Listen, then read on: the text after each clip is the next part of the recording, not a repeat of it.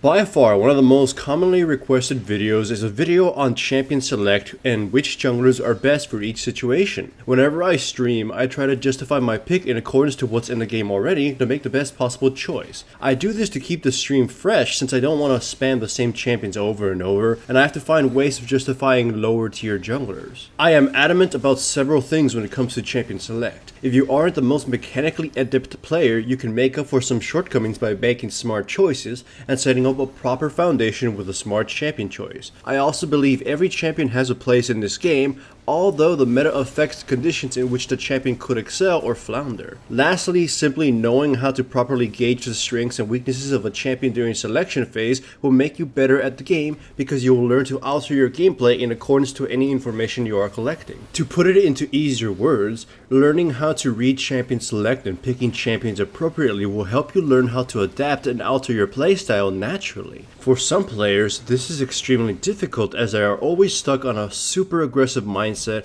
or focused solely on initiating and not appealing for their teammates, or all of these tunnel vision problems. You will learn how to properly read champion select and note all potential tactics both teams could employ and work to support your team's tactics or counter your opponents. Either way, I am creating a new series which will detail types of jungle picks such as gankers, initiators, late game, and so on. Each video will contain one of these types of picks, note the aspects most important to them, list a few key example champions that fall within that spectrum, and detail the situations in which they are best even within the spectrum. Even though several champions could all work for a similar purpose, there may still be enough differences amongst them to make them better in different situations. As far as this video goes, it will be more of a general champion select video. There are a few rules to follow when picking a jungler that are universal across every spectrum of jungler type you could pick. There aren't that many rules, but these need to be considered before you decide on what to pick. First and foremost, you always need to consider if you can actually play any champion you're considering to play. Comfort is by far the most important thing in champion select.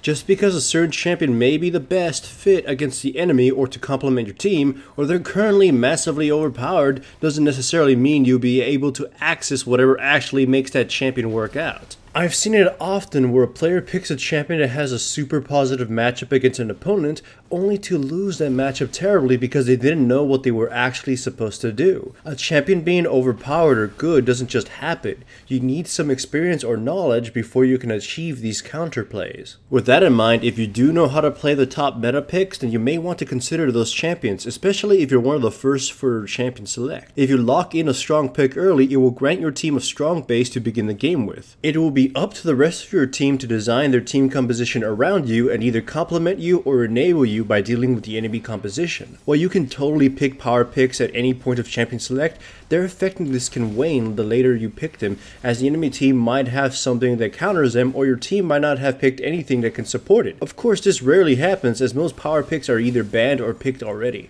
The next rule is one that is easy to observe in streams where a player likes to talk about champion select, such as my own. Unless you have super intimate knowledge of every champion, you have to think of every champion's qualities and rate them out of whatever arbitrary number range you choose, and grant them scores when compared to other champions. To explain this, consider all the AD carry your teammate could have picked. You'd give the AD carry with the lowest damage potential a 1 and the one with the highest damage potential a 5.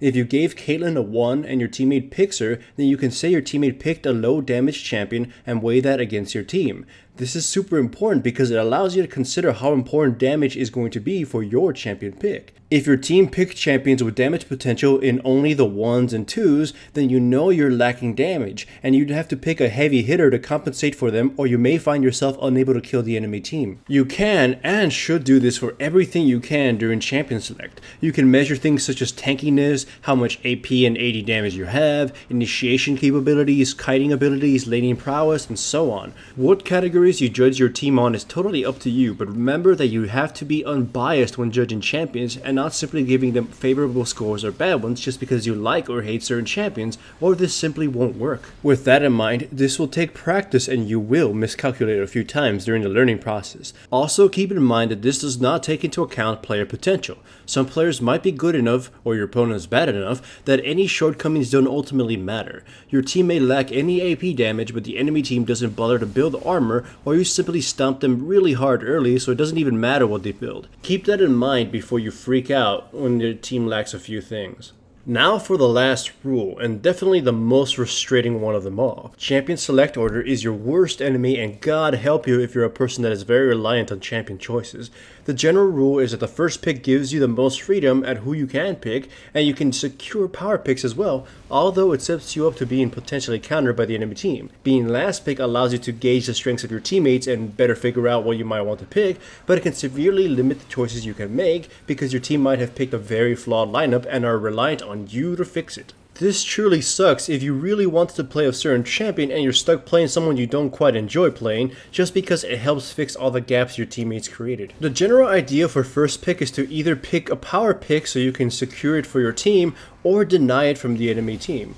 Hopefully your team builds around you to complement you and assist you, because sometimes even the most powerful of meta champions can get crushed if they're countered. With that said, if you aren't comfortable in a power pick or on the idea of relying on your teammates, then you might want to consider picking generalist champions. Generalist champions can be considered jack-of-all-trades type of junglers that can alter their gameplay on a whim or simply do everything. A good example of a generalist champion is Jarvan. He can be built as a semi-assassin to deal some burst damage and catch squishies, be built as an aura carrier and enhance the team, be built as a pure tank to add beefiness, all while providing strong early ganks, adequate damage during the mid game, and strong initiation potential. A good example situation is picking Jarvan as your first pick and as a generalist, with the idea that you'll be having to go tank, but then your teammates start picking tanky champions like Maokai, Braum, and Urgot, and you figure you can deviate a bit more into damage or just flat out build damage as a result of these choices. The second bracket of picks is also a tad frustrating at times because it all depends on the first picks your team makes and what your opponents do.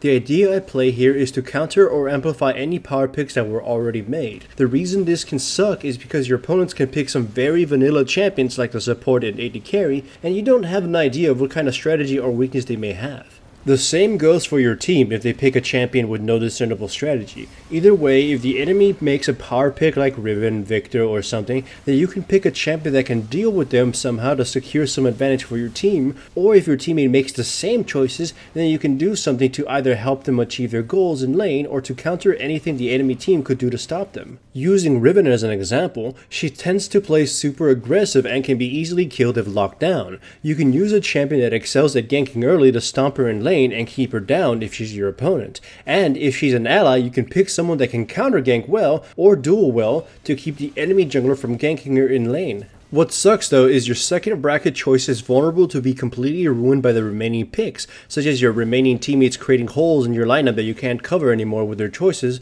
or the enemy countering your counter. The last pick bracket is a jungler's favorite spot, although it tends to be the less exciting since, as I said before, you tend to have to pick champions you may not actually want to play. This is where you generally want to pick a champion that rounds out your team and pads any weaknesses they cause with their champion picks, or pick a champion that fully counters the enemy team. If the enemy team picks a lineup heavy on crowd control, then you can pick someone like Olaf who can run amok and be immune to their strategy. If your team lacks initiation, then you can consider someone like Zac and bolster that weakness. If your team needs AP damage, then you add AP damage, and if the enemy team has lots of squishies, then you can consider an assassin, and so on and so forth. Anyhow, I hope you enjoy the upcoming series and vote for which specific type of jungle picks you would want to see first.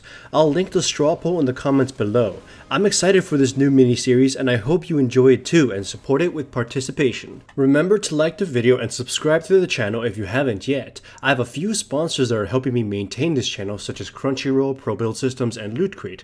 I have links to these services in the description below. Using them and using my codes directly supports my channel.